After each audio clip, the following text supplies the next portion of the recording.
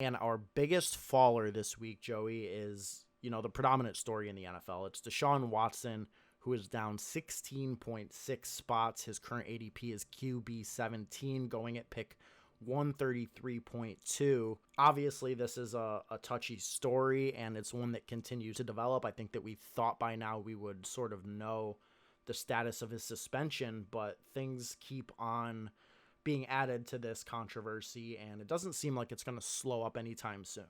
Yeah, I definitely agree. And I ultimately am changing my position. I was of the belief that, Watson, whether or not he did it, we're not here to play judge and jury, right? We're just here to talk about fantasy football. Whether he did it or not, I felt like he wouldn't get suspended for the whole season. But after that New York Times article came out a couple days ago, and after all of the backlash that he's received on Twitter and in the media in general, I just honestly think there's no way anymore he's not suspended for at least 1 year. And honestly, I think now I could see him being suspended for more than 1 year. So his ADP fall is definitely justified. And honestly, I think it's a little too low of an ADP change, and maybe that continues to drop even further as the weeks go on and as the offseason goes on. But we should get Deshaun Watson news sometime this month, I'm assuming, on whether or not he is actually going to be suspended. But I will say I have officially changed my stance. I'm not going to be targeting Deshaun Watson in best ball.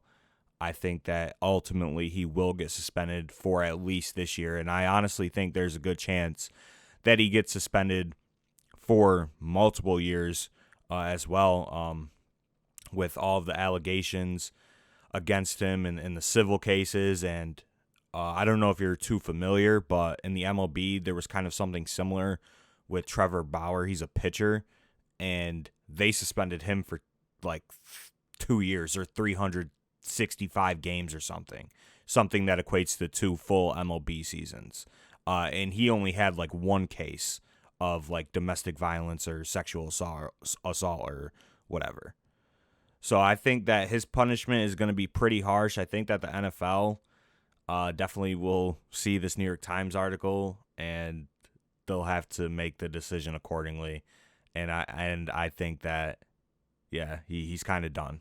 He's chopped. What specifically has changed, like why two more allegations are such a heavy, shift in this, but it's clear that we're not the only ones who are viewing the change this way. It seems to be like shifting public sentiment, and it's, coming into the fantasy football realm as well as he's dropping. I don't think that this is the end of his fall either. So I expect Watson to be a subject of this specific podcast every single week for a while now. I think his ADP is going to continue to drop. And, we're seeing some of the other effects of that spread. Another one of the fallers this week was Amari Cooper, who's down a half round. He's now the wide receiver 25. His ADP is 51.8. And I think, over the next couple of weeks, we're probably going to see Nick Chubb on this list, as well as a myriad of other Browns. I mean, the entire projection for this team's offense drastically shifts based on Deshaun Watson's availability, which is seeming to be less and less likely to be a big presence this year.